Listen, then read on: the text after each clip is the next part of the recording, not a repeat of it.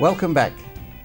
Once the main motor shows in the world were at Geneva, Frankfurt, Tokyo, Paris, but now New York and Beijing are becoming annual drawcards. Indeed, Land Rover used New York to reveal the Vision concept, a hint at what the next generation Discovery range will look like.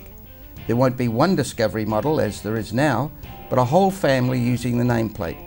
Technology will include an ability to back the vehicle up to a trailer by remote control using your mobile phone, and cameras that show the ground just ahead through a heads-up display Land Rover calls a transparent bonnet. The big attraction at New York was the 50-year limited edition Mustang. Just 1,964 examples will be built, a salute to the year it first appeared. Only 2 colours are available, Wimbledon white or Kona blue. The New York show also saw the award to the Audi A3 of the 2014 World Car of the Year. As usual, the Beijing show had its weird made-in-China models. There was the Trumpchi Witstar, China's answer to the Range Rover Evoque, the Red Flag L5 Limo, a glitzy 50s American grille on an old Rolls-Royce body, the Lifan 330, a small car with a mini temperament, said the Chinese press release. There was the BJ 180, we bet Jeep is envious of this one. And from South Korea came the SsangYong Rodius. Unfortunately, the nameplate said it was the Odious. Another company enjoying sales growth is Skoda, certainly since its sponsorship of the New Zealand MasterChef Challenge. Its General Manager, Sean TUPP, is with us. Welcome to Automotive News, Sean. Good to see you. Good to see you.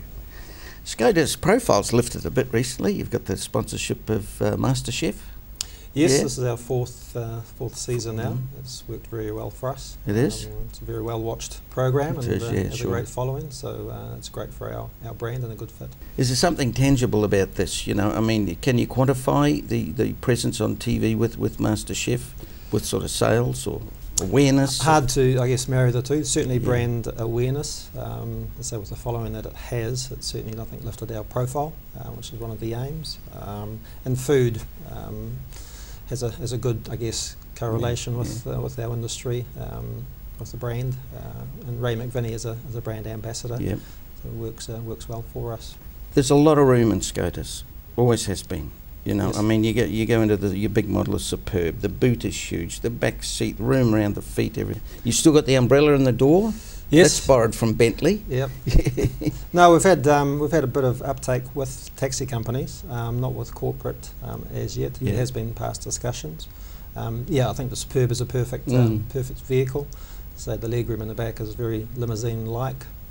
Actually, was at a function just recently at a wedding, and a corporate cab driver came up to me and said, "Oh, is that the Superb?" And had a good poke around in it. So it certainly has, I guess, created interest and is on the radar, but still, I guess, little volume as yet. Probably a lot of people don't know, Sean, but the Skoda factory was commandeered by the Nazis during the Second World War in Czechoslovakia. The Americans bombed it, stopped production after it had been didn't produce a lot during the war. I think it was a few armoured vehicles or something. And military. And then the Yanks bombed it, blew it to pieces, and within about 3 or 4 months in 1945 it was up and running again, and it hasn't stopped. I mean, it has a wonderful engineering pedigree, like for example the ball bearings in the Millennium Wheel in London are made by Skoda. Yes. You know, that sort of stuff, I find that sort of stuff fascinating. Are your owners aware of what a really good engineering history it has had? Or do they see possibly not. There's quite a mix, I guess, in ownership. Some remember the Skoda Revolt from when it was previously in New Zealand, and we have some younger customers who are quite new to the brand. So a lot of the heritage is probably not known.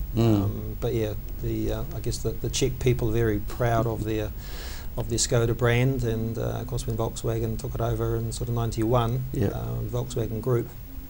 It was very clear that they wanted a strong sort of Czech connection, and that continues. Yeah, I think the Czech people are still very proud to work in that factory. Proud of their beer too.